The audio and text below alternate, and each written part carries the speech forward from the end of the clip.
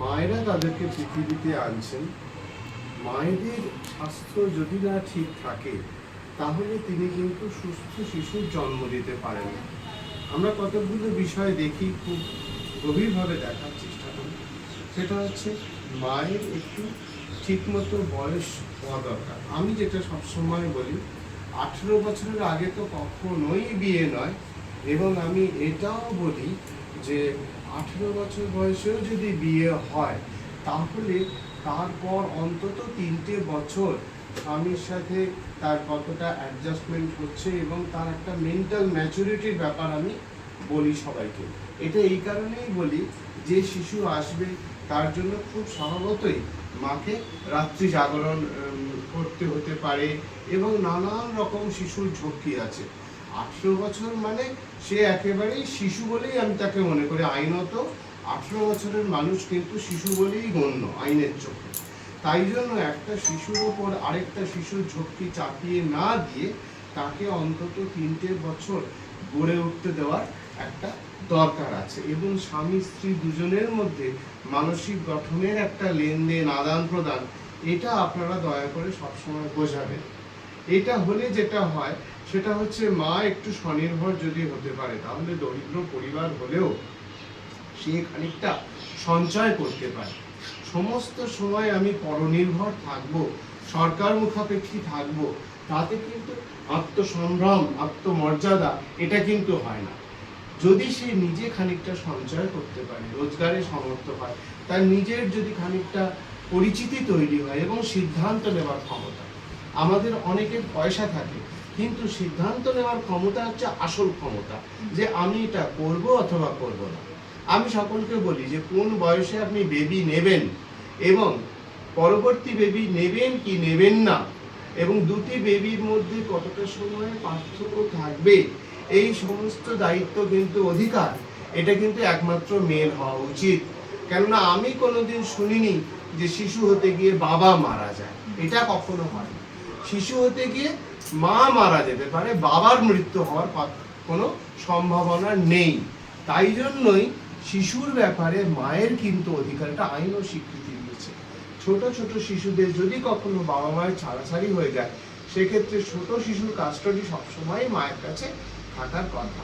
এই কারণেই সরকার এত রকম ভাবে আপনাদেরকে গ্রামে গ্রামে পাঠাচ্ছে। অঙ্গনওয়াড়ি দিদিরা থাকছেন তাদের সেন্টারে, আশা দিদি আপনারা যাচ্ছেন ঘরে ঘরে। তো এই বিষয়টা আপনারা খুব বুঝিয়ে বলবেন, মায়েদেরকে বলবেন তোমাকে যে দামি ফল খেতে হবে তার কোনো মানে নেই। তোমার ঘরে কুমড়ো, পেঁপে, লাউ এ সমস্ত প্রচুর ভিটামিন আছে, তোমরা এগুলোও খাও। পেয়ারা, যে সাধারণ জিনিস, কলা, এগুলো খাও, পেট ভরে খাও, আনন্দের সঙ্গে খাও। একবারে খেতে না পারো বারে বারে খাও। এইভাবে তার যদি পুষ্টি সুনিশ্চিত করা যায় তাহলে কিন্তু বাচ্চা ভালো হবে। আমি এর সাথে আরো একটি কথা বলি যে বাচ্চার সাথে যেহেতু যৌন মিলনের বিষয়টি রয়েছে এবং আমাদের দেশে আজও পর্যন্ত পুরুষেরা ঠিক বুঝতে চায় না বা পারে না যে মা কিন্তু একা একা সন্তানের জন্ম দেয় না। মায়ের সঙ্গে সন্তানের যে সম্পর্ক তার মধ্যে বাবার একটা ভূমিকা ছোট হলেও থাকে।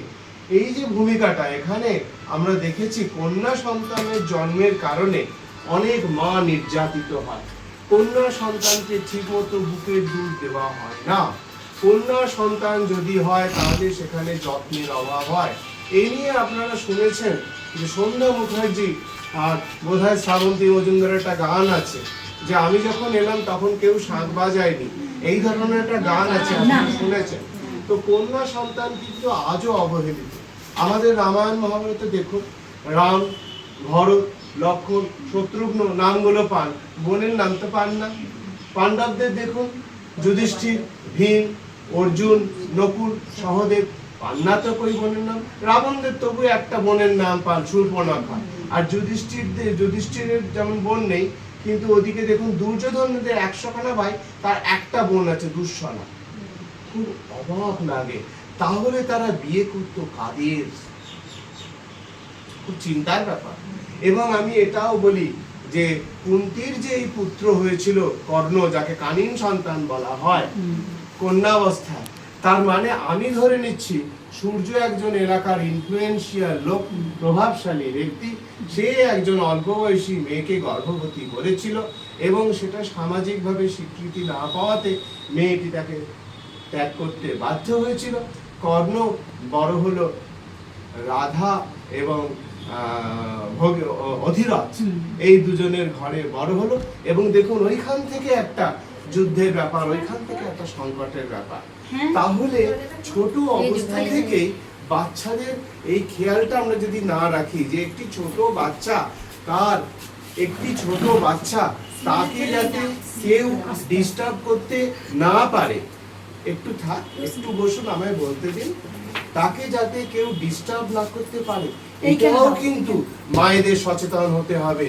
এই যে কুন্তিকে অত ছোটবেলায় গর্ভবতী হতে হলো, যদি তার বাপের বাড়ির মায়েরা, মাসিরা, পিসিরা, কাকিমা, জেঠিমা তারা সতর্ক থাকতো, তাহলে কি এই ঘটনাটা ঘটতে পারতো?